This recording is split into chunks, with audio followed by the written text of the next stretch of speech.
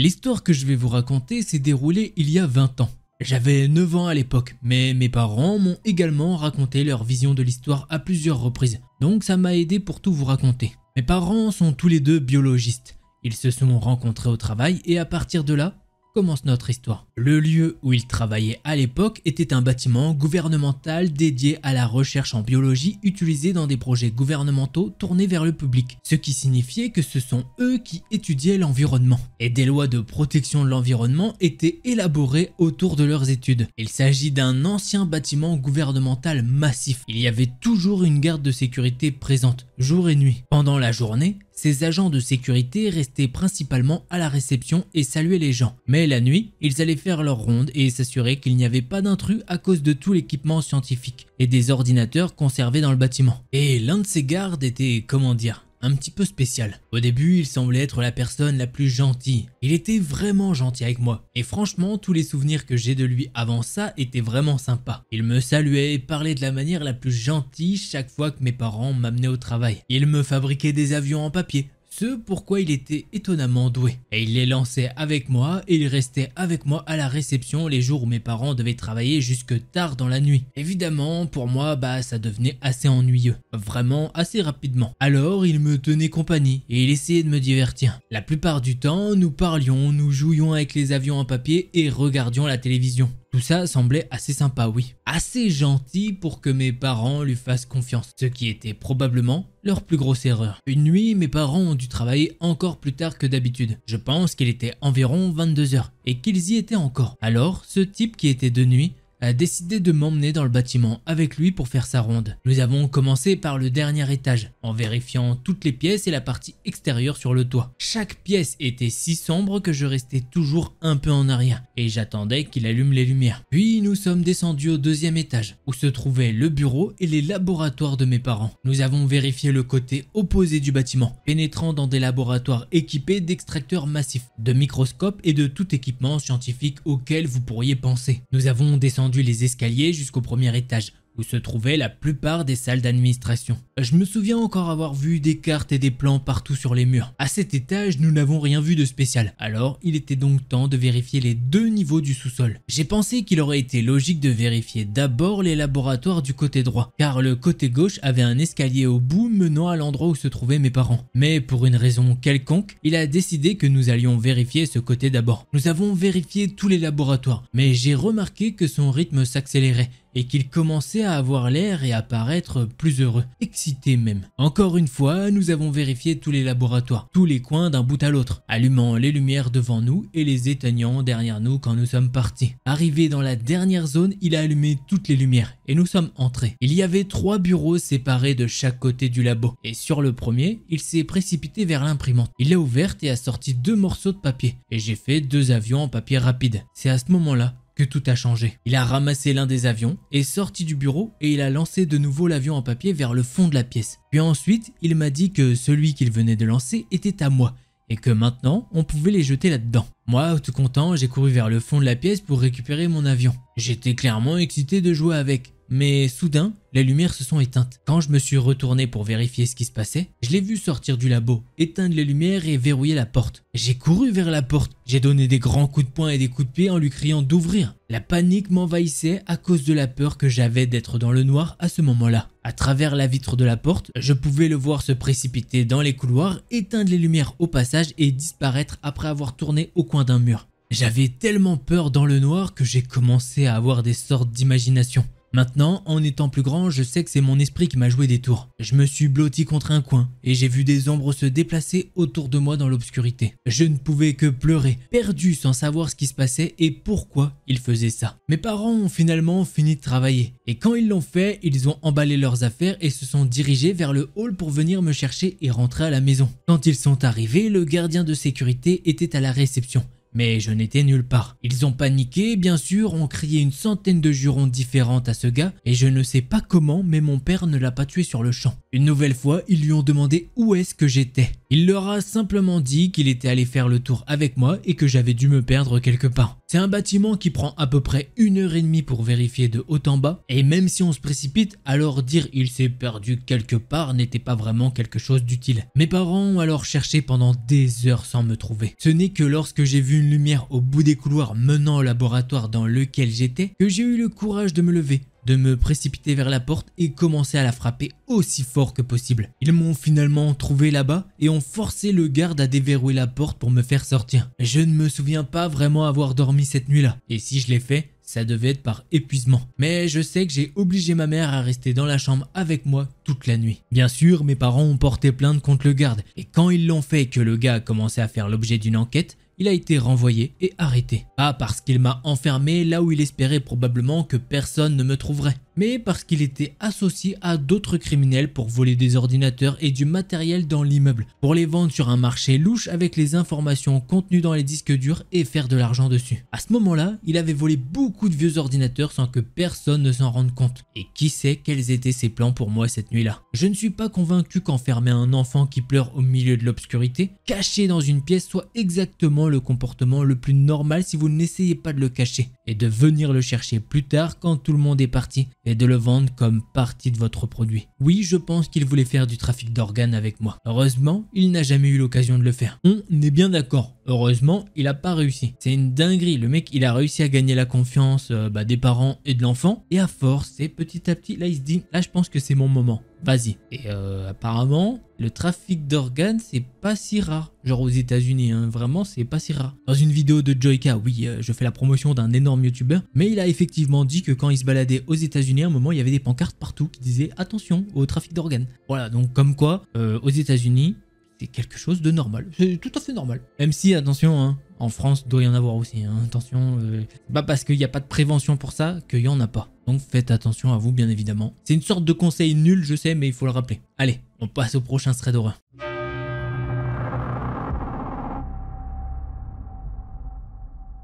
L'histoire que je vais vous raconter m'est arrivée il y a quelques heures, et j'en suis encore secoué. Je viens de réemménager avec ma femme après une période de séparation. Pour le contexte, je suis aussi une femme.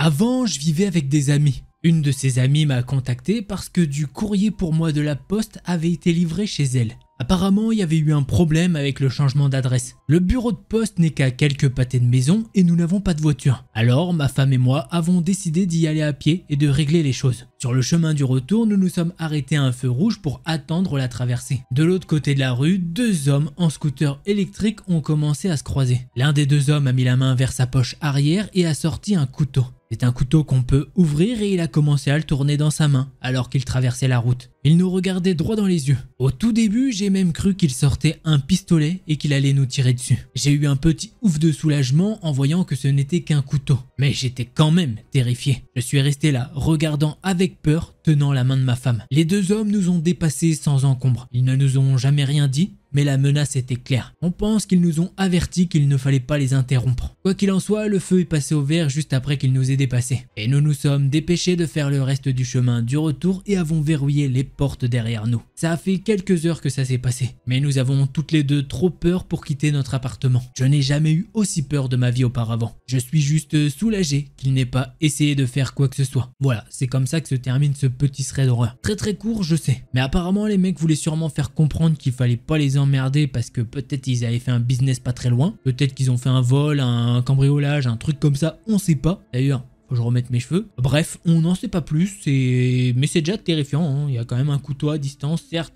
il est à distance, mais on sait jamais. C'est en scooter, l'autre, ils sont à pied, donc bon, tu t'as beau courir vite, tu te feras rattraper. Bref, passons au prochain thread.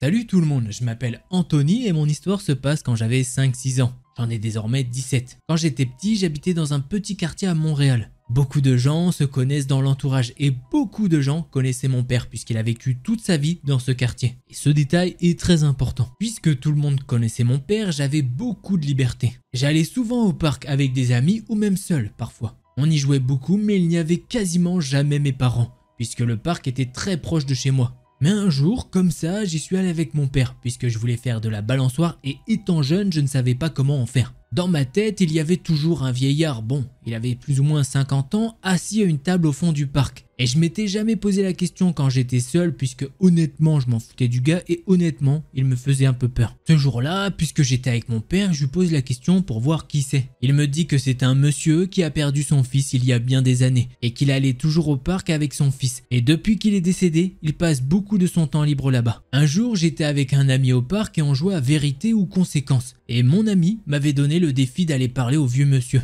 Je suis allé lui parler et le mec était hyper sympa. Il m'a parlé de son fils et tout.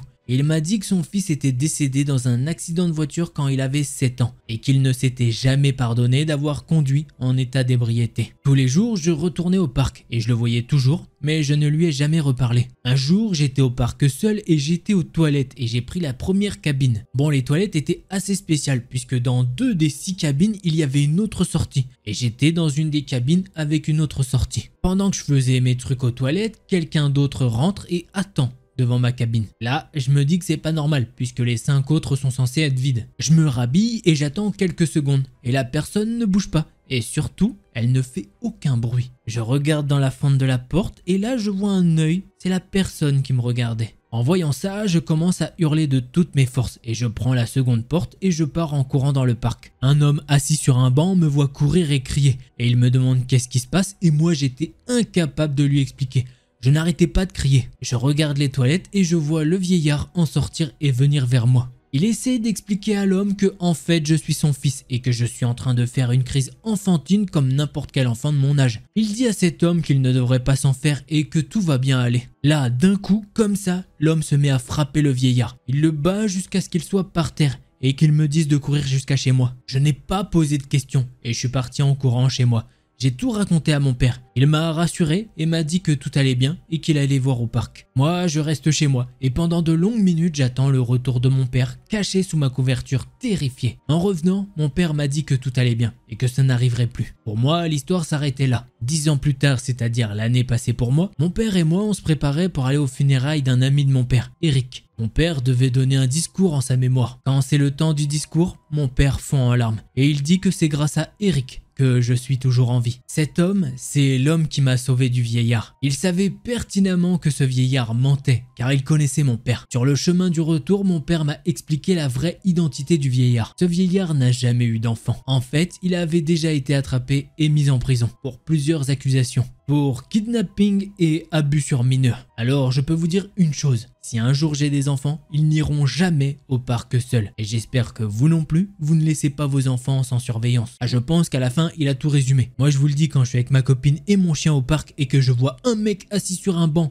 et que je vois qu'il n'y a pas d'enfant autour, qu'il n'a pas d'enfant lui, je me dis, mais qu'est-ce qu'il fait ce gars? Je vous jure. Hein. Moi, pour moi, c'est chelou. Je sais pas si vous, c'est pareil, mais quand je vois un homme qui est tout seul dans un parc comme ça, je me dis, mais pourquoi? C'est quoi le but?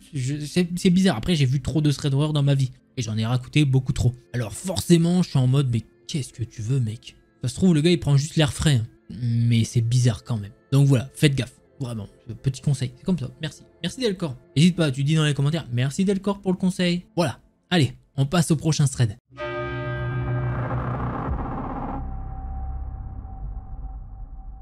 L'histoire que je vais vous raconter, eh bien c'est celle d'un abonné qu'on va nommer Timothée. C'est pas son vrai prénom, mais bien évidemment, il veut rester anonyme. Et ça se comprend. Timothée, il a 17 ans à l'heure actuelle, il a bientôt 18 ans d'ailleurs, et il veut nous raconter son histoire pour enfin pouvoir se débarrasser de ce poids. Son histoire s'est passée il y a environ un mois et ça y est, il commence à reprendre petit à petit le cours normal de sa vie. Passons donc à l'histoire et revenons un mois en arrière. Timothée se décrit comme un garçon plutôt classique, plutôt sportif néanmoins. Il nous dit que jusqu'à cet événement, il a jamais vécu de choses traumatisantes, pas vraiment de points noirs dans sa vie. Il nous dit qu'il n'a pas à se plaindre. Il habite une maison assez chic, ses parents exercent des métiers qui font que le revenu de la famille est assez confortable pour vivre. Sa sœur et lui-même n'ont pas à se plaindre. Ils ne sont pas archi gâtés par leurs parents, mais ils ne sont pas à plaindre et ça, il en est conscient. Il tient à préciser que justement au lycée, il pète pas plus haut que son cul. J'ai laissé l'expression telle qu'elle, c'est comme ça. Il est pas du genre à montrer que lui et sa famille sont à l'aise financièrement. Le contexte étant un petit peu posé, passons maintenant au vif du sujet. Un vendredi matin, Timothée se rend au lycée à pied et sur le chemin, il rencontre son pote Baptiste. Sur le chemin, ils parlent de tout et de rien. Ils arrivent au lycée, ils parlent un petit peu avec leur groupe de potes et ils vont devant la salle où ils sont censés avoir cours de mathématiques. Les minutes passent et un surveillant vient les voir pour leur dire que leur professeur ne sera pas là. Bon, Timothée il est bien content et c'est normal. Alors il a quasiment 1 heure de libre avec ses potes et ensemble ils décident de faire un petit tour dehors. Ils font 2-3 magasins dont un bureau de tabac pour l'un de ses potes et ensuite ils retournent en cours. Justement la journée de cours se passe bien, il n'y a rien de chelou dedans. Il finit à 17h30 mais il ne rentre pas directement chez lui. Car oui, ce jour-là il doit aller à son cours de boxe qui est à 19h. Alors quand c'est les jours comme ça où il doit aller à la boxe, il va chez son pote qui habite assez proche de la salle. Quand ils sont posés chez lui, il chill devant des vidéos YouTube et d'autres trucs. Bref, arrive enfin l'heure pour Timothée d'aller à la boxe. Il se rend à la salle et aujourd'hui pour lui très grosse séance de 2 heures avec échauffement, frappe au sac, sparring et ensuite étirement. Bref, toujours pas de problème dans cette journée, mais à la fin de la session, il est à peu près 21h. Et Timothée, il est claqué, mais alors de chez claqué. Puisque dans sa journée de cours, il avait eu 2 heures de sport. Alors certes, c'était de l'escalade, mais quand même. À ce moment-là, il ne veut plus qu'une chose, c'est rentrer chez lui, aller dans son lit et dormir. Sauf qu'avant de faire ça, il a un dernier petit truc à faire. C'est aller au distributeur automatique, il doit retirer un petit peu de sous pour rembourser sa sœur qui lui avait prêté de l'argent. Timothée fait 200 mètres et il arrive dans la bonne rue pour avoir accès à un distributeur. Il avance dans la rue qui est déserte. Donc c'est parfait. Il fait le chemin qui le sépare de son objectif et il sort son porte-monnaie de son sac. Il rentre sa carte classique, commence à taper son code et il demande la somme qu'il veut. Il attend tranquillement et l'argent est sur le point de sortir. Vous savez, il y a les petits voyants verts en mode les sous ils sortent. Sauf qu'à ce moment-là, sorti de nulle part, il se prend une énorme droite qui le fait vaciller un peu. Mais il est retenu par une autre personne sur sa gauche. Sauf que cette personne ne lui vient pas en aide pour autant. Car cette personne va également lui mettre un énorme coup de poing. À ce moment-là, il est contre le mur à côté du distributeur. Et là, il peut voir que face à lui, il y a 3 hommes habillés sombrement. Sauf que lui, à ce moment-là, qu'est-ce qui lui vient en tête?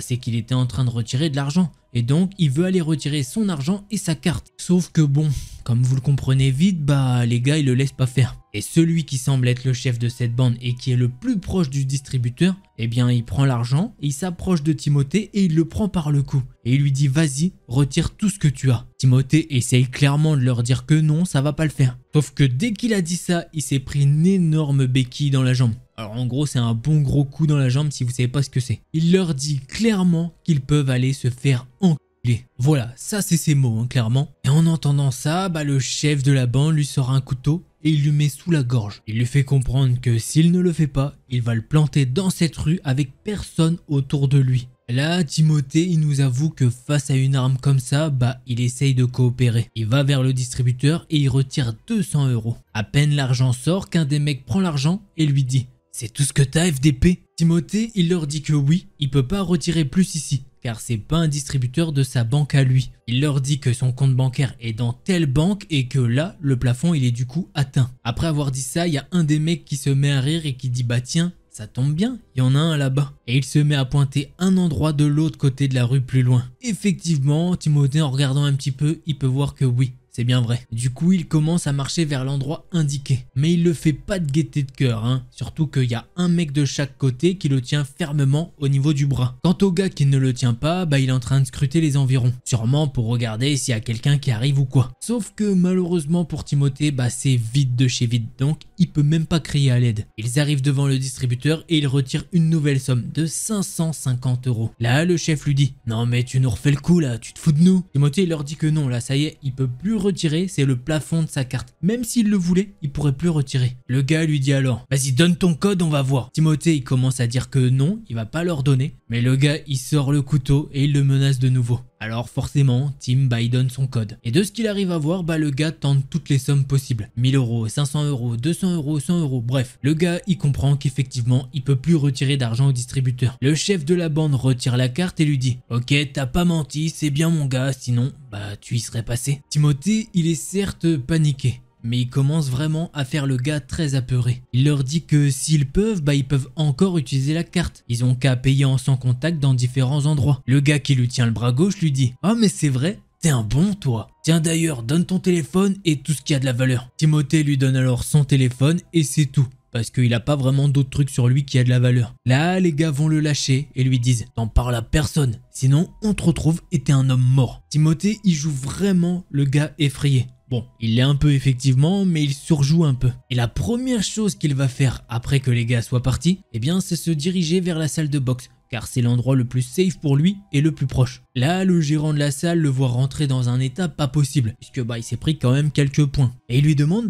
qu'est-ce qui s'est passé. Timothée lui raconte dans les grandes lignes et comme il peut car mine de rien, il est sous le choc. Le gérant va alors appeler le père de Timothée pour qu'il puisse venir le chercher. C'est ce qu'il a fait, il a remercié le gérant de l'avoir prévenu et ils sont rentrés à la maison. Pendant le trajet jusqu'à chez lui, Timothée raconte tous les moindres détails à son père. Mais juste avant de tout raconter, le père de Timothée a posé son téléphone sur le tableau de bord et il l'a mis en mode dictaphone histoire de pouvoir enregistrer toute cette conversation. Timothée, il a certes collaboré, de toute façon, il n'avait pas vraiment le choix. Mais il a essayé de faire les choses de la meilleure façon qu'il pouvait dans sa situation. En fait, il a essayé de prendre chaque petit détail qu'il pouvait à son avantage. Puisqu'en fait, au premier distributeur, il pouvait retirer 750 € s'il voulait, même si ce n'était pas sa banque attitrée. Mais il a fait ça pour pouvoir se rendre à un distributeur qui appartenait à une certaine banque. Je vais pas donner les noms des banques au cas où, je préfère pas. Et ce move de génie, il l'a pas fait pour rien. Puisqu'en fait, son père est le directeur d'une agence de cette compagnie. Alors c'était pas l'agence où il y avait le distributeur où il s'est fait agresser, son père en dirige une autre dans la ville, mais il a fait ça parce qu'il savait que son père aurait une certaine influence au sein de l'entreprise et que du coup il pourrait retracer tout ça. Et c'est ce qui a été fait en collaboration avec la police plus tard. Avec ce move de génie, ils avaient tout ce qu'il leur fallait. L'heure des retraits avec, vous savez, des belles petites caméras cachées à l'intérieur des distributeurs automatiques. Et une autre au-dessus là. Et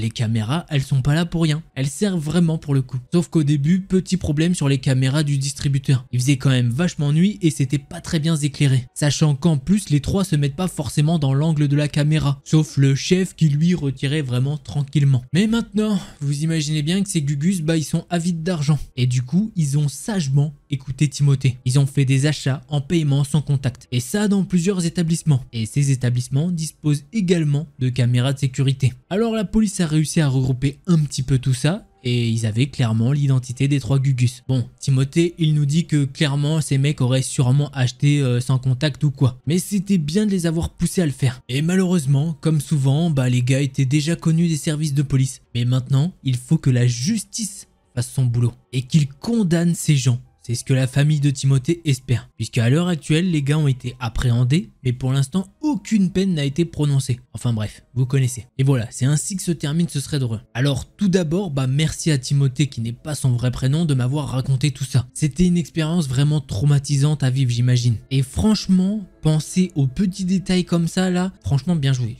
Vraiment, faut se le dire. T'as quand même un couteau sous la gorge à un moment. Il y a 3 mecs, donc certes, il m'a dit, on a parlé un petit peu, et il m'a dit qu'effectivement, pour lui, les threads d'horreur, c'était quelque chose, à un moment, il se disait, c'est pas possible, ça peut pas arriver à moi, ça peut pas m'arriver à moi, ça peut que arriver aux autres. En plus, il m'a dit, effectivement, je fais de la boxe et tout, je suis quand même à l'aise physiquement, tu vois, je peux me défendre contre un mec ou quoi. Sauf que là, ils sont 3, ils viennent en nombre et armés. Alors forcément, malheureusement, Timothée ne faisait pas le poids. Et je te le dis, puisque tu vas regarder la vidéo, franchement, t'as quand même bien géré, on va pas se mytho. Garder son sang-froid et penser à des petits détails en mode, je vais à l'autre distributeur, comme ça pourra faire en sorte que mon père puisse retracer des trucs. Je vais pas te mentir, j'aurais pas pensé. Franchement, un grand bravo.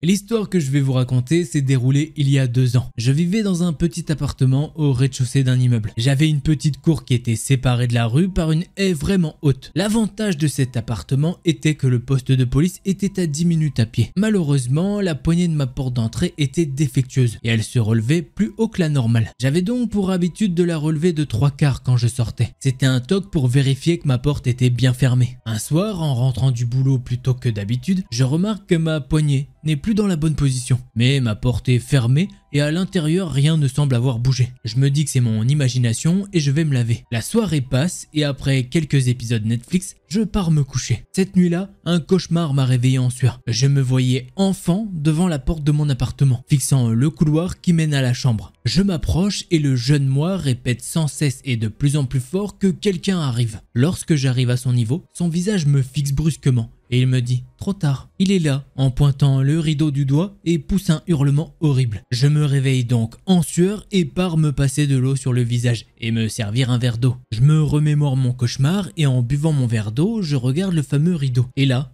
mon cœur s'est arrêté. Des chaussures dépassaient de ce dernier et dans le reflet des vitres, du moins ce que je pouvais apercevoir, je distinguais une silhouette humaine. Mon téléphone est resté dans ma chambre et la seule pensée que j'ai eue est de ne pas quitter cet inconnu des yeux, car je voulais être prêt à me défendre. Je me saisis alors d'un couteau et j'avance vers le rideau. Mais la sonnerie de mon téléphone retentit et j'ai commis l'erreur de tourner la tête vers ma chambre. Du coin de l'œil, je vois le rideau se lever et un homme hurlant courant vers moi. On tombe à terre, je perds le couteau des mains et je parviens à me libérer de sa prise. Je sens une douleur vive dans l'épaule, mais l'adrénaline calme la douleur. Je fonce dans ma cour et traverse la haie en force. Non sans douleur, mais ce n'est pas grave. Par chance, mon voisin ayant entendu les cris et la bagarre avait appelé la police et une patrouille fut rapidement sur les lieux. Un des agents me voit et me demande de me calmer. Mon voisin est là et j'explique rapidement la situation. L'intrus a été appréhendé. Il s'agissait du gardien d'immeuble qui aimait s'introduire chez les locataires en leur absence. Et il a eu peur en m'entendant rentrer. Alors il s'est caché. Il voulait attendre que je dorme pour partir. Mais mon cauchemar m'ayant réveillé, il s'est caché derrière le rideau. Résultat, un déménagement pour moi, une peine de prison pour lui,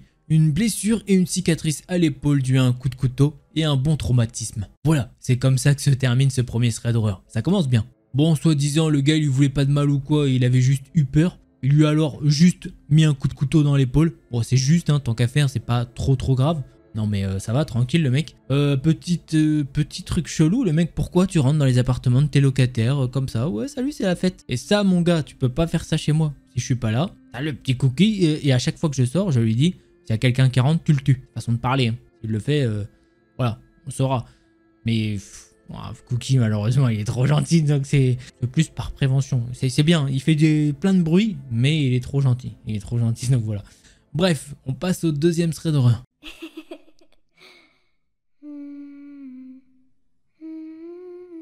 En 2017, j'étais étudiant de premier cycle et je vivais avec 3 autres étudiants dans une maison d'étudiants dans une grande ville. Pour le contexte sur l'aménagement de la maison, cela sera bénéfique pour l'histoire. Ma chambre était la seule au rez-de-chaussée à côté de la porte d'entrée et en face de la cuisine. Nous n'avions qu'une porte d'entrée et des fenêtres avant, pas de porte arrière. Mon lit était au milieu de la pièce, le bas du lit faisant face à la porte de la chambre. Il y avait 3 étages au total, 2 chambres au 2e étage et une autre chambre et un salon au 3e étage. Un soir de juin, nous avons tous décidé de sortir, avec quelques autres amis venus prendre un apéritif. Tout ça pour une grande soirée bien arrosée en ville pour célébrer simultanément la fin des examens, mon 21e anniversaire et un dernier grand hurrah avant que tout le monde ne parte retour à la maison, ou une partie en voyage pour l'été. Je ne suis pas un grand clubbeur, donc moi et mon petit ami étions prêts à rentrer à la maison vers 1h, 1h30 du matin. Nous avons fait du stop et ensuite nous avons pris un Uber. Nous avons pris un plat à emporter en état d'ébriété et nous nous sommes évanouis au lit vers 2h, 2h30 du matin. À 4h30 du matin, nous avons tous les deux été réveillés par un de mes colocataires qui a claqué la porte avec un « On a été cambriolés !» Nous nous sommes frottés les yeux de perplexité car aucun de nous ne s'était réveillé et on pensait qu'elle nous faisait une horrible farce. Compte tenu de notre proximité avec la porte d'entrée, nous aurions sûrement entendu quelque chose. Nous avons monté les escaliers pour découvrir que à l'étage, tout était en grande partie saccagé et qu'il manquait des objets. Les appareils électriques de tout le monde qui n'étaient pas sur eux avaient disparu, comme les ordinateurs portables, les iPads, les appareils photo. Les passeports avaient disparu et la réserve d'herbe de mon colocataire avait été volée. Une casquette de baseball de la fille dont la chambre était au 3e étage a été trouvée dans la chambre d'une autre personne au 2e étage. Ce qui signifie que l'intrus portait la casquette et l'a enlevée alors qu'il traversait la maison. Je me suis alors demandé mais Alors, qu'est-ce qui s'est passé dans ma chambre? J'ai couru en bas pour vérifier mes affaires et j'ai découvert que mon sac à main au bas du lit avait disparu et que le téléphone et le portefeuille de mon ex qui était également au bas du lit avaient été pris. Par contre, mon ordinateur portable qui était sur la table de chevet juste à côté de moi n'a pas été touché. Le ou les intrus ont réussi à forcer la porte d'entrée, à traverser toute la maison, à saccager les pièces à la recherche d'objets à voler et à ouvrir la porte de la chambre dans laquelle nous dormions pour prendre les choses juste devant le lit où nous étions. Et nous, on ne s'est jamais réveillé. Dire que j'ai été secoué de découvrir ce qui s'était passé est un euphémisme absolu. La police est venue prendre nos dépositions et déposer un rapport, mais rien n'en est jamais ressorti. À ce jour, je suis toujours très mal à l'aise d'aller me coucher dans une maison vide après cette nuit. Je suis éternellement reconnaissante pour le fait de ne pas m'être réveillée en plein milieu du vol. Je me demande qu'est-ce qui se serait passé. Est-ce que le résultat aurait été différent? Voilà. C'est ainsi que se termine ce thread d'horreur. Bah effectivement, je pense que la conclusion serait différente. Soit ils l'auraient frappé en mode bah on veut te voler, de toute façon on va te voler. Soit ils auraient déguerpi en mode oh il y a quelqu'un qui est réveillé et tout. Mais je pense pas. En vrai je pense qu'ils étaient plusieurs et tout. Donc je pense que voilà malheureusement ils l'auraient frappé comme souvent dans les cambriolages. Ou peut-être pire encore, ils auraient essayé d'abuser d'elle. Malheureusement c'est quelque chose qui est possible. Mais, petit truc cool, elle avait aussi son ex à côté d'elle, donc peut-être qu'elle l'aurait réveillé, je sais pas, à deux contre plusieurs, bah ça aurait été cool. Voilà, n'hésitez pas pour vos petites théories. Allez, on passe au prochain thread d'horreur.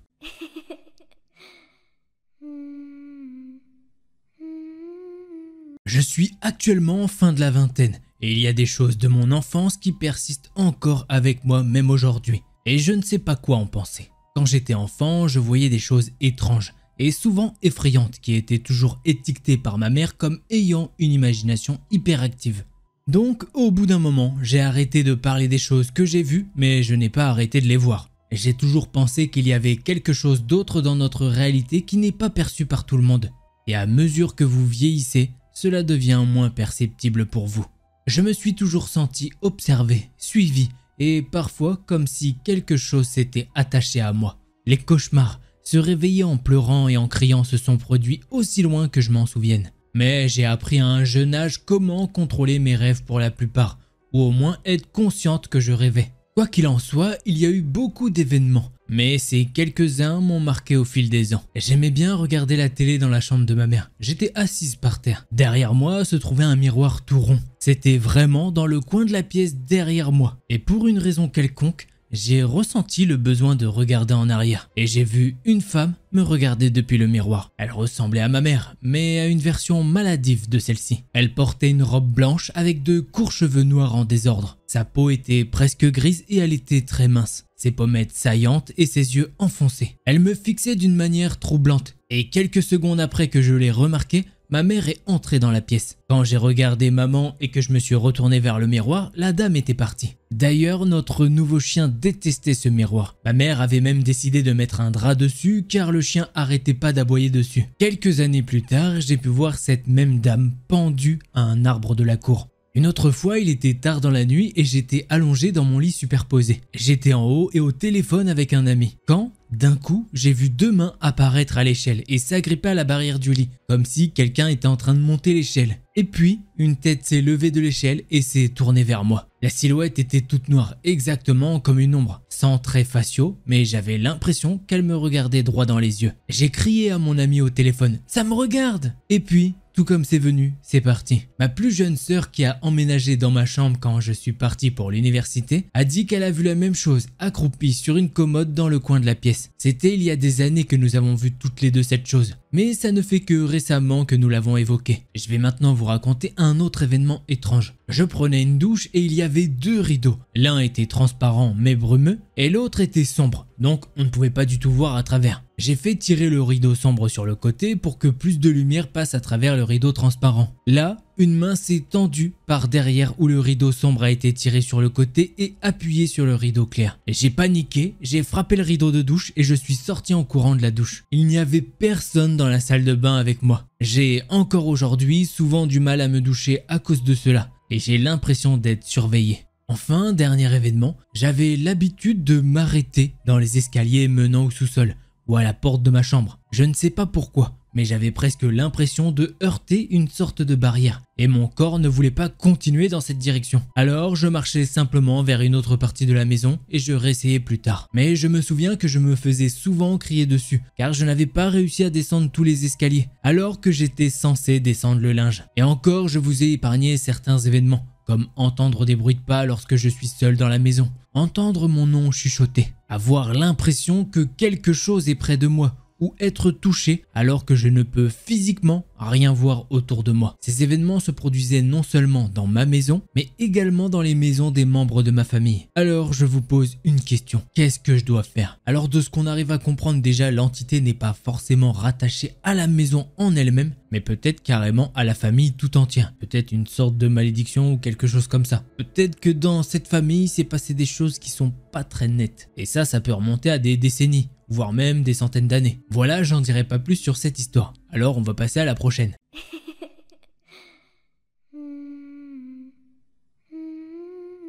L'histoire que je vais vous raconter date d'il y a quelques années, lorsque mon copain qui avait 19 ans et moi qui avait 17 ans courions. Nous sommes tombés sur quelque chose de très étrange. À ce moment-là, je vis dans une ville assez petite à l'époque avec une grande usine industrielle à proximité, où la plupart des gens travaillent. Mais il y a quelques personnes qui ne tirent pas leur argent en travaillant honnêtement. Par exemple, les gangs locaux. Normalement, quand les gangs ont une dispute avec d'autres gangs de la région, ils se harcèlent et tirent, mais ils essayent d'épargner les habitants qui habitent en ville. À vrai dire, cela ne m'a jamais vraiment inquiété. Jusqu'à aujourd'hui. Mon copain et moi nous préparions à faire une longue course autour de la ville, en empruntant de petites routes et des sentiers pour parcourir des kilomètres. Nous avons commencé à parcourir des routes secondaires et à profiter de la course et des petites discussions sur certains jeux auxquels nous avons joué à l'époque. Nous avons pris quelques virages à droite et à gauche et après quelques kilomètres, mon ami a dit qu'il connaissait un petit chemin vers le prochain quartier. C'est un chemin sur certaines voies ferrées où il n'y a généralement pas de train en circulation. Et c'est un chemin assez amusant avec des hauts et des bas. De plus, il y a une belle forêt autour, une forêt de pins très clairsemée avec de grands arbres. Nous avons couru sur ce chemin à peu près 1 minute et un petit peu plus bas, je peux voir un sac de sport sous un petit buisson, sur le côté droit du chemin. Le sac a l'air vraiment neuf et il semble contenir plein de choses. Dans ma tête, au début, je pensais que quelqu'un l'avait oublié là. Mais ensuite, je me suis rappelé que ce chemin n'était pas n'importe quel chemin. Personne n'est censé descendre avec un sac de sport par ici. J'ai alors dit à mon petit ami: t'as vu le sac? Et il m'a répondu bien sûr. Puis je lui ai demandé: ne devrions-nous pas regarder ce qu'il y a à l'intérieur? Et il a répondu: non, il y a probablement rien à l'intérieur. Donc nous avons continué sur le chemin et on n'y a pas pensé plus que ça. Maintenant, la partie étrange vient. Nous venons de passer la voie ferrée et quelques mètres plus loin, nous voyons un homme debout dans un costume noir et semble parler à quelqu'un au téléphone. Il semblait assez surpris de voir des gens courir ici. Cet homme portait des gants en cuir noir. Il était assez musclé et il était au téléphone. C'était pas n'importe quel téléphone. On aurait dit un ancien téléphone qu'on ne peut pas forcément tracer. Mon cœur s'était mis à battre la chamade et mon adrénaline avait commencé à monter. Qu'est-ce que cet homme allait faire de nous? À ce moment-là, j'ai pensé qu'il avait carrément une arme sur lui. Aucun homme en costume noir n'a rien à foutre ici, dans cette forêt. Mais j'ai essayé d'être cool et je lui ai fait un signe de tête. Mais il était toujours au téléphone en train de parler à quelqu'un. Quelques moments après cette rencontre avec cet homme très étrange en costume noir, nous nous sommes demandé tous les deux: mais qu'est-ce qu'il y avait bien dans ce sac en fait? Est-ce que c'est pas ça qu'il était en train de chercher? Ou est-ce que c'est lui qui l'avait déposé? Cette histoire me donne encore des frissons dans le dos à ce jour. Mais je n'arrête pas de penser à ce qu'il y aurait pu y avoir dans ce sac. Mais je sais avec certitude que je ne veux plus rencontrer cet homme avec ce costume noir. Et voilà. C'est comme ça que se termine ce petit thread. Alors assez bizarre effectivement, on trouvait un sac de sport assez neuf en pleine forêt, enfin dans une voie ferrée, en forêt et tout, un petit peu bizarre. Sachant que la personne nous parle pas mal de gang, costume noir, cuir noir, au téléphone avec un ancien téléphone. Un peu bizarre. Oui, puisque les anciens téléphones n'étaient pas forcément... ils n'avaient pas beaucoup de technologie. Donc effectivement, on pouvait moins les retracer comme maintenant. Un nouveau téléphone, maintenant, il est bourré de trucs chelous. On sait pas forcément tout ce qu'ils mettent dedans. Mais sachez bien que c'est facilement trouvable et traçable. Voilà, petite histoire sympa. Et du coup, on va passer à la prochaine.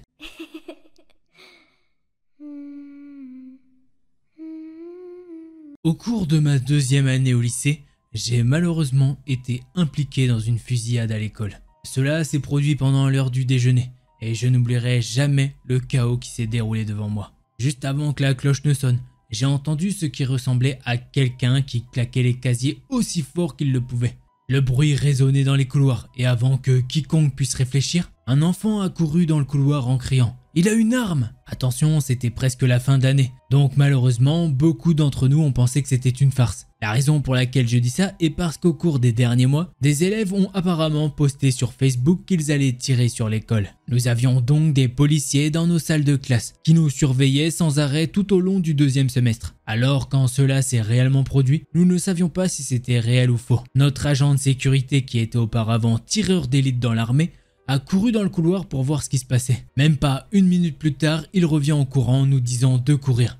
Et nous l'avons fait. Les élèves sautaient par-dessus les tables, ils sautaient les uns sur les autres et les enseignants essayaient d'attirer les élèves dans leur salle de classe. L'enfer s'est déchaîné au moment où nous avons réalisé que cela signifiait la vie ou la mort. Et tout ce à quoi je pouvais penser était « Où est ma sœur ?» Elle était partie aux toilettes quelques instants avant que les premiers coups de feu n'éclatent et je me souviens de ne pas savoir quoi faire. Est-ce que j'allais la trouver ou est-ce que je me cachais parce que le tireur venait droit sur moi? Alors j'ai couru aussi vite que possible. J'ai monté les escaliers et je suis entré dans mon cours de 4e période. Le professeur avait envoyé un élève voir ce qui se passait et je nous ai précipités tous les deux à l'intérieur en lui disant de verrouiller la porte. Je me souviens que tout le monde me regardait en mode mais qu'est-ce qui se passe? Est-ce que tout va bien? Et c'est à ce moment-là qu'on a pu entendre la voix du directeur au haut-parleur. Et je n'oublierai jamais ce qu'il a dit. C'est un code rouge.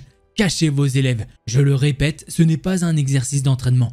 Cachez vos élèves. Je n'ai même pas eu besoin de dire un mot. La classe de terminale que j'ai rencontrée est passée à l'action. Ils ont barricadé la porte avec des bureaux et des chaises après avoir attiré autant d'étudiants que possible. Le professeur nous a dit d'éteindre tous les sons de notre téléphone, mais d'envoyer des SMS à nos parents. Elle m'a alors dit qu'elle se mettait en direction de l'école, mais je lui ai répondu que ce n'était pas une bonne chose. L'école n'était pas en sécurité. J'avais l'impression que j'aurais pu faire tuer ma mère ce jour-là, et je regrette toujours, même si elle est restée en sécurité après. Beaucoup de choses après ça sont floues. Je me souviens que ma sœur m'avait envoyé un texto pour me dire qu'elle était en sécurité. Mais le tireur essayait d'entrer dans sa classe. Je me souviens avoir entendu l'équipe SWAT nettoyer les couloirs et avoir entendu sur l'une de leurs radios qu'il s'agissait de plusieurs personnes. Mais aucune des personnes n'a été trouvée. Je me souviens avoir vu sur plusieurs Snapchat des professeurs à côté des portes, prêts à passer à l'action. Certains avaient des ciseaux, d'autres une batte. Et un autre montrait des étudiants enlevant leurs chaussures, prêts à attaquer quiconque entrerait sans autorisation. Une école ne devrait jamais avoir à se défendre contre des camarades de classe en colère et armés.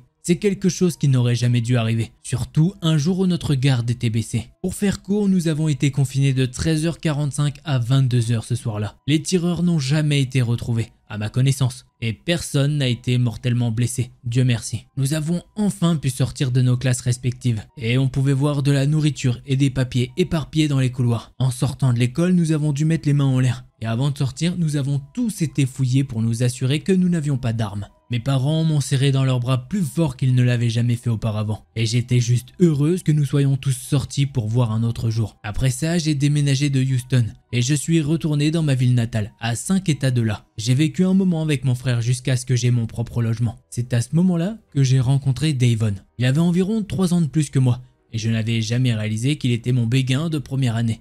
Ça remontait à tellement d'années. Il était plutôt ami avec mon frère et on sortait tous ensemble en soirée. Je ne peux pas dire que c'était un méchant d'après ce que j'ai vu, et il n'a jamais eu de problème avec qui que ce soit. Un type super décontracté. Il était vraiment cool jusqu'à ce qu'on se saoule tous un soir et qu'on apprenne qu'il a failli faire sauter son lycée. Maintenant, tout le monde dans le groupe savait à peu près ça à son sujet. Mais ils l'ont interprété comme « mais non, il l'a sûrement pas fait ». Même mon frère pensait ça. J'ai été dégoûté et je leur ai raconté ce qui m'était arrivé. Et ils l'ont rapidement exclu du groupe d'amis. C'est juste triste qu'il m'a fallu leur dire que j'étais réellement impliqué dans une fusillade pour ne plus être ami avec lui. Quoi qu'il en soit, j'ai encore déménagé et je ne parle plus à aucun de ses amis, y compris mon frère, et c'est quelque chose que je ne regrette pas. Cela fait presque 10 ans et j'avance petit à petit. Je souhaite juste que la tendance à valider le mauvais comportement des autres s'arrête. Ce n'est pas un jeu et si jamais vous ressentez le besoin de prendre ces mesures drastiques, ne le faites pas. Cela ne vaut pas la peine de gâcher votre vie et celle des autres. Vous avez une chance d'arranger les choses, alors faites-le. Merci d'avoir pris le temps de lire ceci. Et Devon, je suis d'accord, ne nous revoyons plus. Voilà le témoignage de quelqu'un qui a survécu à une attaque dans une école aux États-Unis. Et franchement, rien qu'avec ces tout petits détails, on s'imagine quand même l'horreur. Mais à mon avis, c'est 1/100 de ce que la personne ressent. Ça doit être juste horrible et j'ai pas les mots pour ça. Alors c'est pour ça que je vais pas faire une conclusion de malade.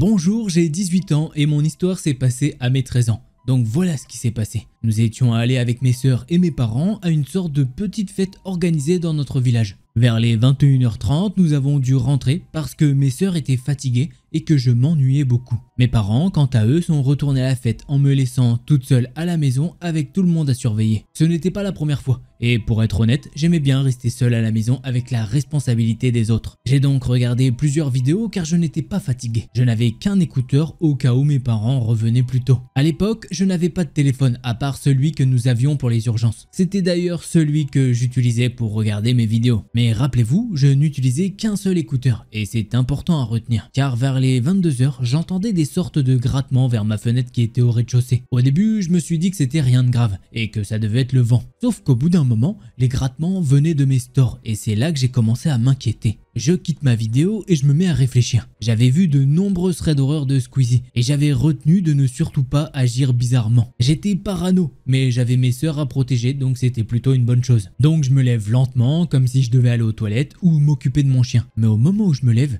quelqu'un sonne. Mon chien aboie et se précipite devant la porte, comme à son habitude. Mais moi, je suis terrifié. Je sors de ma chambre et je me dirige vers la porte. Le problème étant que certaines parties de ma porte sont fenêtrées, ce qui fait que la personne au dehors pourrait me voir. C'est justement ce que je me dis et je parviens à me stopper à temps. J'essaye de regarder sans me faire voir qui est dehors. Mais la seule chose que je parviens à entrevoir, c'est une personne habillée en noir et en capuche. Je commence donc à me faire plusieurs scénarios en tête et donc logiquement, je panique. Je parviens à me rappeler du téléphone qui est dans ma chambre. Je le prends et j'appelle mes parents pour leur dire de venir tout de suite. Je leur explique la situation et ils me disent de rester dans ma chambre, de ne pas me faire voir et de prendre le chien dans ma chambre pour me rassurer. Je suis donc leur conseil et j'attends. Les bruits que j'entendais au départ étaient toujours là et c'est ce qui me terrifiait. Mes parents sont vite venus et quand j'ai entendu leur voiture, les bruits vers ma fenêtre ont totalement disparu. Pour finir, je n'ai aucune réponse à tout ce qu'il s'est passé, car là où les personnes qui étaient là ce soir-là n'ont pas été retrouvées. J'ai été traumatisé mais suis fier d'avoir su prendre soin de mes sœurs. Voilà, c'est comme ça que se termine ce petit thread d'horreur. Eh bien, comme elle le dit, effectivement, je pense qu'elle a fait les bons choix. Peut-être qu'effectivement c'est grâce au thread d'horreur de Squeezie, il a propagé le truc, un petit peu de faire attention. Et moi aussi c'est ce que j'essaye de vous dire, donc de faire attention. Peut-être que maintenant cette personne regarde aussi mes threads, j'espère, s'il te plaît. Dis-le nous si t'es dans les commentaires. Bon bah voilà, c'est qu'on aura un petit peu percé dans le truc, ce serait cool. Si toi t'aimes bien, bah t'hésites pas aussi, un petit pouce bleu, voilà, ça fait pas de mal, je le dis comme ça sort de la nulle part, mais voilà. Et si t'es pas abonné, bah n'hésite pas à le faire, voilà, je préfère te le dire. Allez, on passe au prochain thread d'horreur.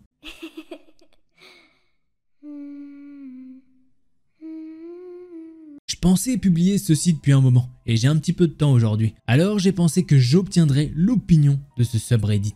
L'histoire est assez longue, mais je pense que tout ce que j'ai mentionné est important pour l'histoire, ou pour comprendre ma pensée et ma réaction.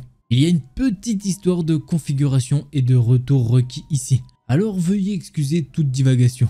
Ma famille a des racines appalachiennes, et j'ai passé beaucoup de temps à grandir dans les montagnes de Virginie occidentale. Alors pour vous la faire court, cette personne a une proximité avec les Indiens, effectivement des ancêtres indiens, qui viennent d'Amérique, tu connais. Bref, j'ai donc un sens aigu et un respect pour le paranormal et sa capacité à le ressentir. Et cela m'a été inculqué depuis mon plus jeune âge. On m'a toujours appris à écouter mon instinct. Quand quelque chose ne va pas, c'est vrai. Et quand votre instinct vous dit de sortir d'une situation, eh bien vous le faites. Quand nous étions enfants, nous allions jouer dans les bois. C'était très courant dans ma famille et nous, les enfants, sommes partis avant le petit déjeuner. Nous avons pris un panier repas et nous devions être de retour à l'heure du dîner. Nous n'avions pas pris de carte ou quoi que ce soit. Et les enfants plus âgés ont appris aux plus jeunes à s'orienter. Et d'une manière ou d'une autre, nous sommes toujours revenus à la maison. Au début de l'été et souvent avant de partir pour la journée, mon arrière-grand-mère nous inculquait les règles. Je ne peux pas penser à une meilleure façon de le dire. Les règles comprenaient des choses comme faire attention aux animaux qui semblaient agir de façon bizarre. Ne surtout pas siffler et ne pas répondre à des gens qui vous appellent. Comptez toujours votre groupe pour vous assurer qu'il ne manque personne ou bien qu'il n'y a pas une personne en trop. Si quelque chose ne va pas, sortez simplement de la zone. Je peux penser à quelques moments au cours de nos aventures quotidiennes où l'une des règles de l'arrière-grand-mère est entrée en jeu. Mais ce n'était tout simplement pas très grave. Lorsque nous revenions et lui disions ce qui s'était passé, elle expliquait ce qui s'était passé et nous donnait des indications si nous rencontrions à nouveau quelque chose comme ça. Je suppose que c'était plus parce que nous coexistions avec ces choses et devons nous protéger quand nous rencontrions un sentiment de peur. Passons maintenant à ce qui est arrivé à Louisville. Un autre point qui me semble important pour l'histoire, je suis un homme de 1m85 pour 115 kg. Inutile de dire qu'en temps normal, les gens ne m'intimident pas. Ou bien je ne me sens pas en danger de quelque façon que ce soit. C'était l'été 2021, je crois que c'était vers la mi-juillet quand cela s'est produit. J'étais à Louisville pour affaires et si vous connaissez bien la région, j'étais à quelques pâtés de maison du quartier des affaires. C'était le milieu de la journée et j'étais sorti fumer sur le parking. Le parking n'était en aucun cas isolé car plusieurs routes très fréquentées se rejoignent et serpentent autour du pâté de maison. J'étais là-bas depuis quelques minutes et j'étais au téléphone avec ma mère en train d'avoir une conversation tout à fait normale. Quand soudain, le sentiment de terreur le plus fort que j'ai jamais ressenti de ma vie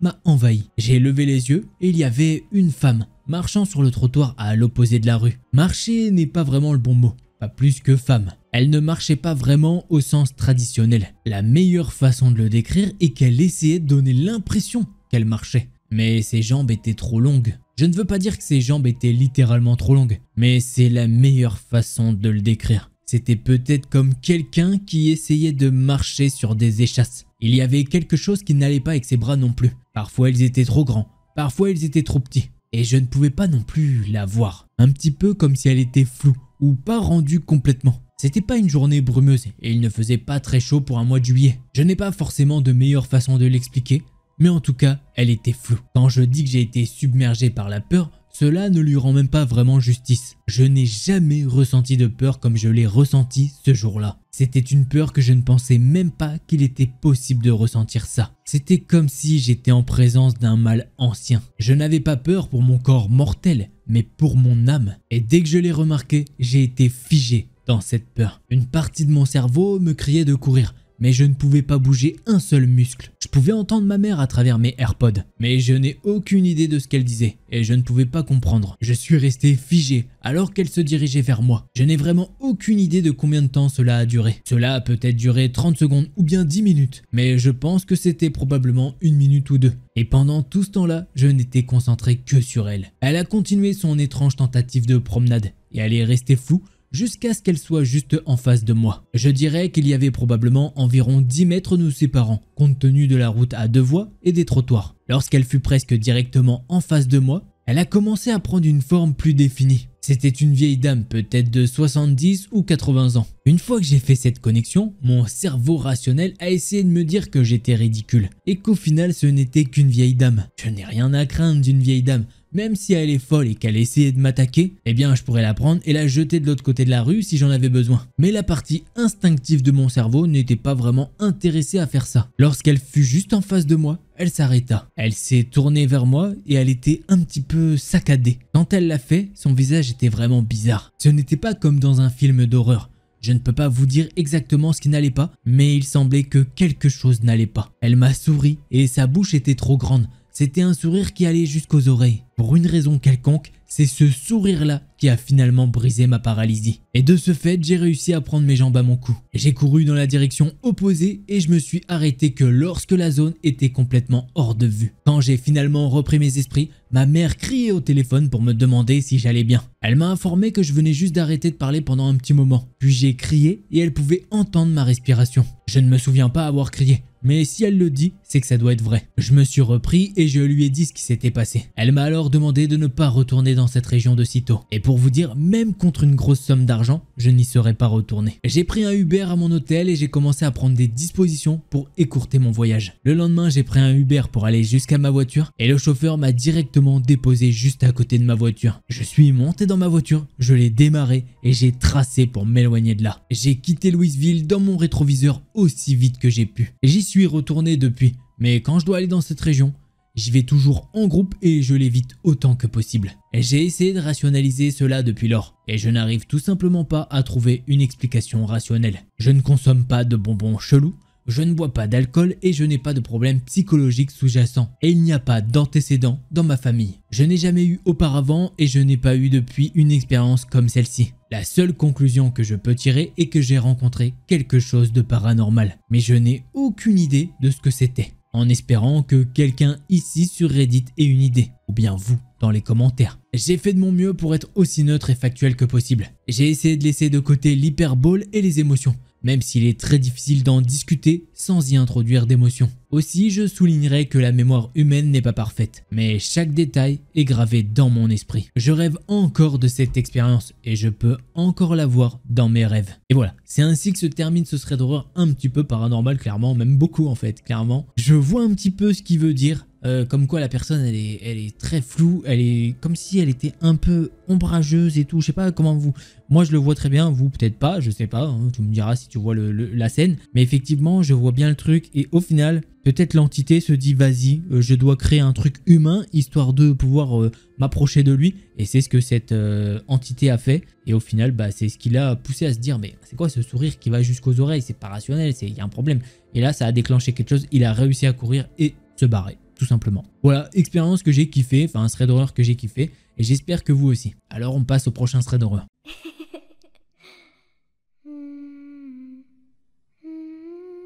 Quand j'avais 18 ans et que je venais d'obtenir mon diplôme, j'ai rencontré des problèmes lors de mes tentatives pour m'inscrire à l'université. Et j'ai également eu du mal à trouver un emploi dans ma région entre-temps. Ce qui m'a obligé à m'inscrire à Pôle emploi. Bon, c'est pas Pôle emploi vu que c'est aux États-Unis, mais tu vois le genre. Là-bas, ils ont déterminé que j'étais trop timide pour réussir les entretiens et ils m'ont placé dans un groupe censé enseigner les techniques d'entretien afin de résoudre ce problème. Le groupe a fini par être une perte de temps totale. Je pense honnêtement qu'ils m'ont mis dans le mauvais groupe ou qu'ils avaient juste besoin d'un membre supplémentaire et ils ont trouvé une excuse pour m'inclure pour rattraper les chiffres. Mais ce n'est pas vraiment pertinent. Les autres membres du groupe n'ont pas fait grand chose pour m'aider à vaincre ma timidité non plus, car c'étaient tous des hommes qui avaient 40 ans de plus que moi et qui ne partageaient évidemment aucun de mes centres d'intérêt. Malheureusement, j'ai fini par attirer l'attention du seul membre avec qui je ne voulais rien avoir à faire. Je ne me souviens pas vraiment du nom de l'homme à ce stade, mais je pense que c'était quelque chose d'assez générique, comme John. Donc, c'est ainsi que je vais l'appeler. John est immédiatement parti du mauvais pied avec le reste du groupe, puisqu'il a interrompu l'instructeur lors de leur introduction au cours pour se plaindre que sa présence était inutile. De toute façon, personne ne voudrait embaucher quelqu'un qui avait passé plus de 10 ans à travailler en prison. Je suppose que le reste du groupe pensait qu'il cherchait simplement à attirer l'attention et que l'instructeur avait déjà entendu des choses similaires de la part de personnes qui n'étaient pas contentes de participer au cours. Comme cela ne lui a pas donné la réaction qu'il souhaitait, il a attendu que nous ayons reçu les documents à remplir. Puis il s'est tourné vers l'homme à côté de lui et il a expliqué à haute voix que sa peine de prison était pour avoir battu son ex-femme, mais qu'elle était une garce menteuse et qu'il n'a jamais mis la main sur elle. Selon lui, elle n'avait même pas de contusion sur elle lors du procès, ni aucune preuve de contusion ou d'autres blessures avant cela. Mais comme c'était une femme, le juge l'a automatiquement cru et l'a envoyée en prison. En entendant ça, cela m'a immédiatement mis sur les nerfs. Je ne suis pas une experte en matière de droit, mais je regarde des chaînes sur la vraie criminalité sur YouTube et je n'ai jamais entendu parler d'une peine de plus de 10 ans pour une seule raclée qui, soi-disant, n'a jamais eu lieu ou n'a pas eu lieu. Alors, soit John mentait et avait sévèrement battu sa femme au point de la mettre à l'hôpital, soit il avait été arrêté pour d'autres accusations et dissimulé la raison pour laquelle il était réellement allé en prison. J'ai immédiatement décidé que je ne voulais rien avoir à faire avec lui et que j'éviterais autant que possible d'interagir avec lui en dehors des bonjours polis et de lui transmettre des choses si on me le demandait. Comme je l'ai déjà dit, je n'ai pas vraiment interagi avec les autres membres du groupe en raison de leur âge. J'ai assisté à la première moitié de la réunion le matin. J'ai passé la pause du midi dans la bibliothèque pendant que les hommes se faufilaient tous au pub. Puis je suis rentré chez moi, immédiatement après la fin de la seconde moitié. Personne ne m'a jamais demandé comment j'occupais mes temps de pause. Et comme le pub et la bibliothèque étaient dans des directions opposées et ne pouvaient pas être vus de l'avant du bâtiment, à un moment donné, on s'est tous réunis. Mais aucun des hommes ne devrait savoir où j'étais. C'est ce qui a rendu ce qui s'est passé ensuite encore plus inquiétant.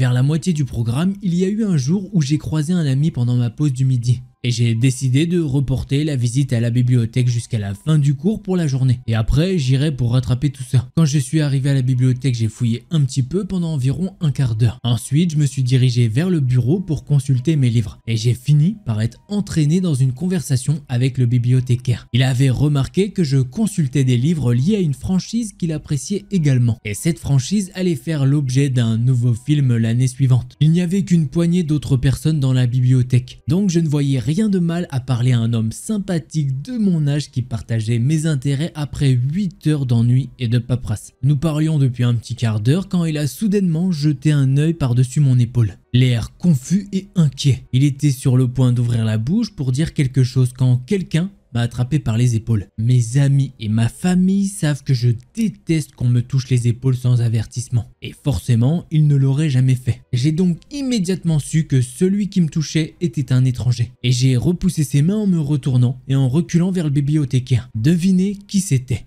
C'était John. Il se tenait juste derrière moi avec un grand sourire sur le visage et dès que je me suis retourné, il a plaisanté en me disant qu'il me trouverait là. Il m'a également dit qu'il savait que je passais énormément de temps ici. Après ça, il a commencé à essayer de me parler de façon normale, comme si nous étions des amis proches. J'étais juste complètement confuse. Il était évident qu'il ne m'avait pas croisé par hasard à cause de la façon dont il me parlait. Mais John m'a dit qu'il a été retenu pendant que le groupe partait, parce qu'il devait remplir ses documents. De base, depuis le bâtiment où normalement se passe notre session, eh bien on ne peut pas voir la bibliothèque. Alors normalement, il n'aurait jamais dû savoir où j'étais. Sachant qu'en plus de ça, ça faisait maintenant une demi-heure que j'avais quitté le bâtiment. Donc s'il était parti peu de temps après moi et qu'il m'avait vu rentrer alors que nous marchions dans la même direction, il serait déjà rentré à l'intérieur de la bibliothèque. La seule façon pour lui de savoir où j'étais, c'est que quelqu'un lui ait dit où je me trouvais. Ce qui rendait cela encore plus étrange qu'il ne l'était déjà, c'est le fait que John n'avait jamais montré aucun intérêt pour moi pendant les séances de groupe.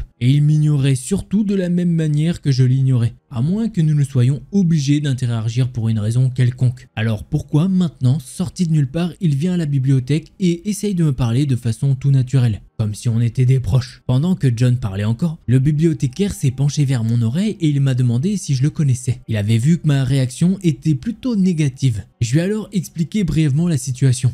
Et il a demandé poliment à John de me laisser tranquille et de quitter le bâtiment. John a refusé et a essayé de dire au bibliothécaire que nous étions amis, ignorant complètement le fait que je venais de dire que nous ne l'étions pas. Lorsque le bibliothécaire lui a demandé à nouveau et lui a dit carrément que harceler d'autres clients n'était pas acceptable et qu'il serait expulsé du bâtiment s'il refusait de me laisser tranquille. John a souri et a accepté de partir sur un ton que l'on utilise pour faire plaisir à un client. Il est alors allé plus loin et il s'est posté devant une porte. Il était sûrement en train d'attendre que je parte. Le bibliothécaire était clairement préoccupé par cela et il a demandé l'histoire complète de ce qui se passait et je lui ai raconté, y compris mes soupçons selon lesquels John m'avait suivi à mon insu pour savoir où je me trouvais. Le bibliothécaire m'a suggéré de rester à la bibliothèque jusqu'à sa pause, afin qu'il puisse m'accompagner jusqu'à mon arrêt de bus pour s'assurer que John me laisse tranquille. Mais sa pause était dans plusieurs heures. Alors si j'avais attendu, je ne serais pas rentré à temps à la maison. Malheureusement, je devais rentrer chez moi, me changer car j'étais attendu pour une autre soirée. Alors il m'a demandé de repasser une autre fois, histoire de s'assurer que j'étais en sécurité. Et il m'a regardé partir, à contre-cœur. Lorsque je suis sorti du bâtiment, John est immédiatement entré dans mon espace personnel, demandant en plaisantant quel était le problème du bibliothécaire. Et il agissait comme si nous étions des amis. J'ai essayé de le contourner sans lui répondre et je me suis dirigé vers la gare routière pour rentrer chez moi. Mais il m'a attrapé par le bras et m'a rappelé qu'il y avait un arrêt de bus plus proche pour notre bus. Quand je lui ai dit que nous ne prenions pas le même bus parce que je ne l'avais jamais vu dans le même bus que moi, il m'a corrigé en me disant que nous avions tous les deux besoin du bus 77 et il m'a dit où il habitait. Et effectivement, le bus 77 desservait où il habitait. Même si j'étais toujours tenté de m'éloigner et d'aller à la gare à la place et peut-être de monter sournoisement dans un autre bus et de faire le reste du trajet à pied pour rentrer chez moi, il était très clair qu'il me suivrait si je le faisais. Sachant qu'à ce moment-là, il avait toujours pas enlevé son emprise de mon bras. Il refusait de le lâcher lorsque j'essayais de m'éloigner. Il y avait plusieurs ruelles sombres sur le chemin, donc je n'avais pas l'intention de m'approcher en sa compagnie. Quand j'ai accepté d'aller à l'arrêt de bus le plus proche, il m'a lâché et a commencé à marcher à mes côtés, bavardant comme si nous étions à nouveau de bons amis. John a continué à marcher lorsque nous avons atteint l'arrêt, ce qui était étrange, Mais j'espérais que mon manque de réponse à tout ce qu'il disait l'avait fait abandonner et décider de me laisser tranquille, ou qu'il avait confondu cet arrêt avec un autre plus loin et que je pourrais courir alors qu'il avait le dos tourné. Mais pas de chance. Dès qu'il s'est rendu compte que je ne le suivais plus, John est revenu, fronçant les sourcils comme s'il était confus et me demandant « Je pensais qu'on allait prendre un café ensemble ». Choqué, je lui ai carrément dit non. Il a continué à insister, essayant de me convaincre que j'avais accepté de l'accompagner. Et quand cela n'a pas fonctionné, il a changé de tactique et a affirmé que j'avais mentionné en quittant la salle de classe « Oh, je me ferais bien un bon petit café ». Alors il a pensé que nous pourrions y aller ensemble. C'était un mensonge évident, car je ne bois pas de café. Alors je lui ai dit. La seule réponse de John a été de dire que je n'étais pas obligé de prendre un café et que je pouvais continuer à aller avec lui au café justement. Je lui ai fermement dit non et apparemment il a pris cela comme si je ne voulais pas boire en public parce qu'il a tenté de m'inviter dans son appartement. Et comme si tout ça n'était pas assez bizarre, eh bien il a commencé à me dire que s'il y avait une fille nue sur le canapé quand nous arrivons, eh bien je n'ai pas à m'inquiéter car c'est sa fille de 18 ans. D'autres personnes à l'arrêt nous regardaient maintenant et j'en ai profité pour souligner que j'avais moi aussi 18 ans. J'ai alors dit fermement à John que je ne voulais pas aller dans son appartement avec lui et qu'il devait me laisser tranquille. Il a complètement ignoré la dernière partie et a essayé de prétendre que je mentais sur mon âge et que j'avais au moins 29 ans. Pourtant, à cette époque, les gens pensaient que j'étais encore une adolescente. Heureusement, le bus est arrivé à ce moment-là et je suis monté la plus vite possible, pensant que je serais en sécurité et que le chauffeur le jetterait si jamais il le fallait. Mais non. Ce n'est pas arrivé. Lorsque je me suis assise sur un siège côté couloir pour empêcher John de s'asseoir à côté de moi, il m'a physiquement poussé sur le siège, me coinçant contre la fenêtre au point que je pouvais à peine bouger. Et il appuyait ses genoux contre le siège devant lui. Tout ça pour s'assurer que je n'avais pas de place pour le dépasser, à moins qu'il ne le permette. La seule façon pour moi de sortir aurait été de me mettre à cheval sur ses genoux puisque les sièges devant nous étaient occupés. Je lui ai alors dit à haute voix de bouger et de me laisser tranquille. Mais il m'a ignoré et a continué à essayer de me convaincre de venir dans son appartement, et bien que quelques personnes m'aient lancé des regards inconfortables, lorsque j'ai essayé d'établir un contact visuel avec certains des hommes dans le bus, ils détournaient le regard comme s'ils ne m'avaient pas remarqué, ou que soudainement ils s'intéressaient à leur téléphone. J'ai passé le trajet blotti contre la vitre en essayant de le toucher le moins possible. Et j'ai encore été ignoré lorsque je lui ai crié d'arrêter de me toucher parce qu'il n'arrêtait pas de mettre ma main sur sa cuisse. Personne n'a rien fait, mais il a arrêté de prendre ma main après ça. Il avait apparemment aussi renoncé à me convaincre d'aller chez lui ce jour-là. Mais alors que nous arrivions devant l'immeuble,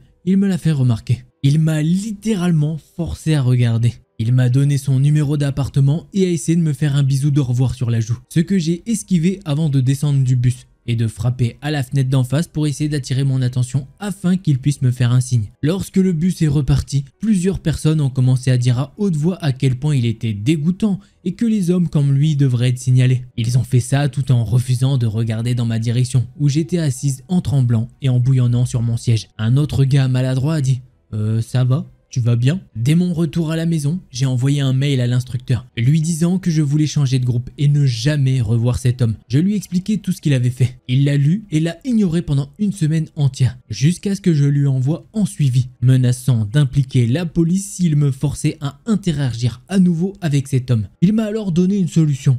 C'est que je devrais quitter le cours un petit peu plus tôt, comme si c'était le vrai problème. J'ai croisé John peu de temps après, et il a essayé de me demander pourquoi je n'allais plus au groupe, admettant qu'il avait demandé à l'instructeur et qu'il avait refusé de lui dire. Mais j'ai réussi à m'enfuir et à le perdre dans la foule. Je l'ai vu plusieurs fois au passage au cours des années qui ont suivi, mais heureusement, il ne m'a jamais remarqué ni approché. Et j'espère que cela restera ainsi. Alors c'est dommage qu'elle soit pas restée avec le bibliothécaire un petit peu. Ça se trouve ils auraient pu finir ensemble. Qui dit on sait jamais, bref, on n'est pas là pour faire une histoire d'amour. Mais des fois, c'est bien quand ça se passe comme ça. Des fois, tu sais, les threaders, des fois, ouais, le mec qui sauve la vie de la meuf, ou inversement, hein, je sais pas. Et, bah, il y a une histoire d'amour, trop bien. Ou un homme, on s'en fout, je m'en fous. Bref, vous comprenez ce que je veux dire. Et bah, ce John là, bah, c'est vraiment un gros cochon pervers, j'ai pas les mots, enfin, je peux dire les mots, je peux pas trop dire les mots. En plus, elle a 18 ans, sachant que c'est aux États-Unis, la majorité est à 21. Bon, bref, tu vois ce que je veux dire. Donc, c'est un. Si tu veux soutenir, tu connais, un petit pouce bleu et un abonnement. Et si t'en veux plus, bah, je t'invite à aller voir une de ces deux vidéos là. Allez, c'était Delcor, en attendant la prochaine vidéo, portez-vous bien, juste les petits potes.